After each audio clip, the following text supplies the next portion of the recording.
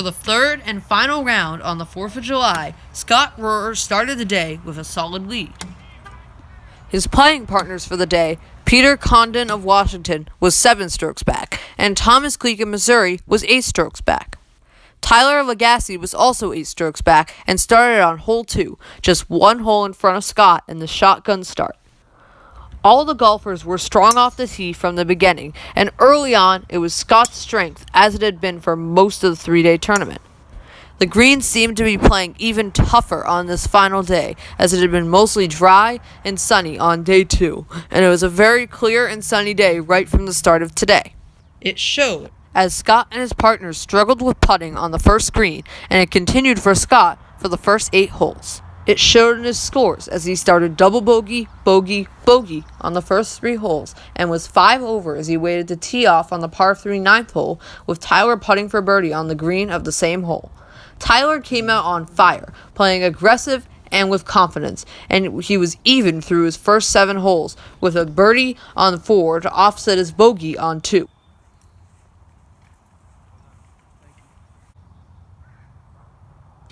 Since the tee box was moved closer on the 8th hole to make it a par 3 hole for the tournament, holes 7, 8, and 9 were all par 3s, so Scott's group had caught up to Tyler's, and Scott was waiting for them on the 9th tee box as Tyler sunk his birdie, making him 1 under. At this point in the round, Scott knew he was not playing his best, and seeing Tyler's birdie probably got his competitive juices flowing, especially after he had just bogeyed hole 8.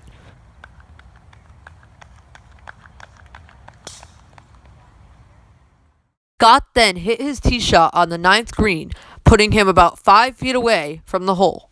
Scott let himself know, and everybody in the crowd, that he was still fighting for gold as he fist pumped and yelled boom as he did on all of the big successful putts in this tournament.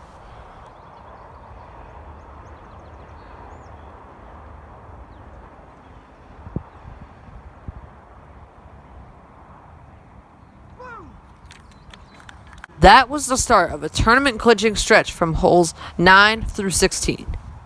On the 10th hole, Scott pitched in for eagle from a deep rough over the high mound of the back of the green.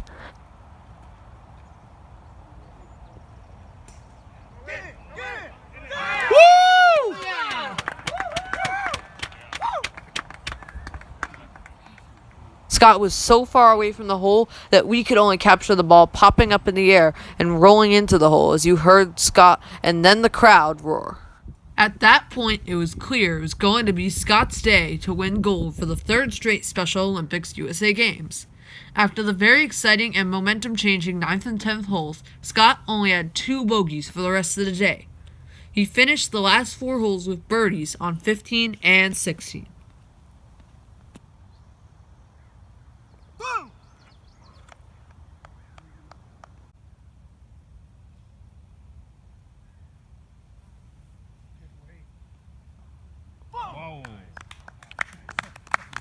As he approached his putt on 18, he walked with confidence, knowing he had the lead on his 2 playing partners for the day, and that his par putt on 18 was likely for the win.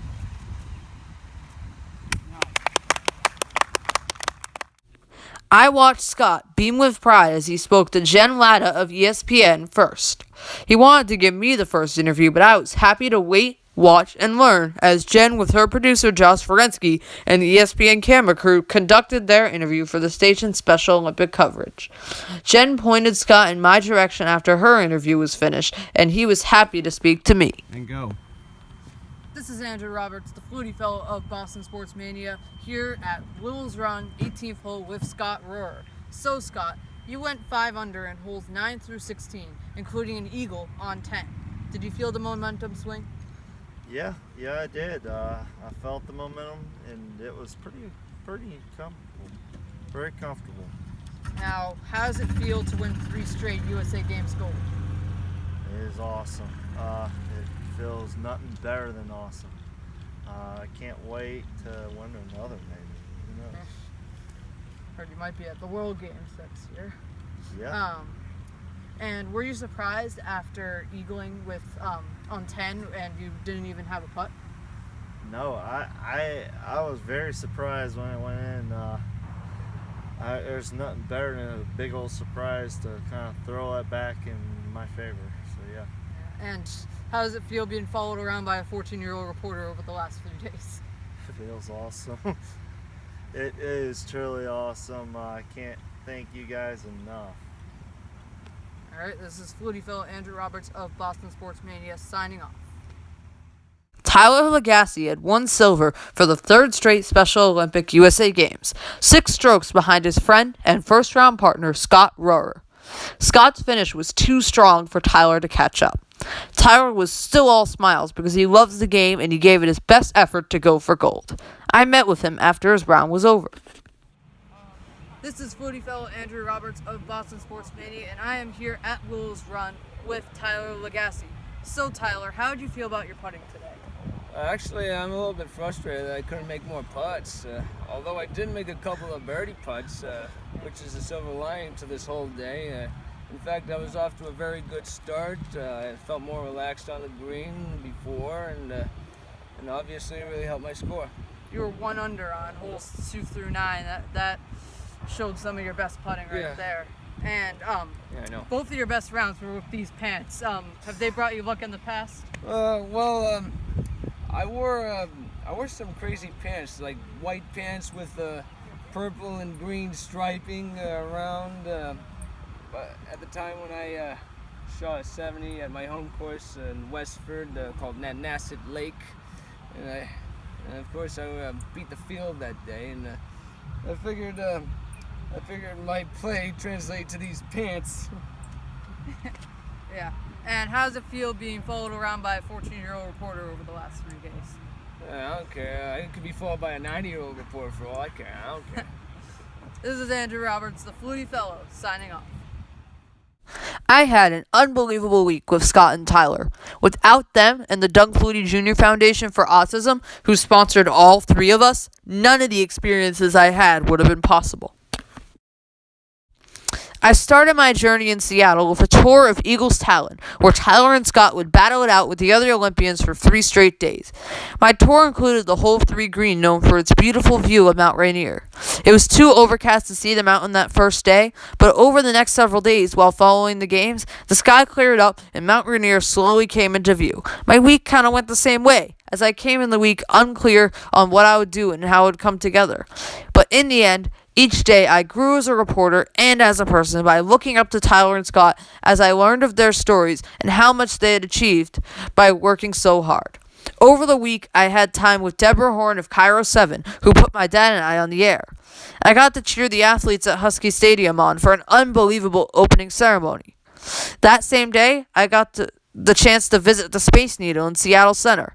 On my last day, I met and interviewed with podcaster Colin Weston of Mod Golf. I also learned a few tips directly from Jen Latta of ESPN.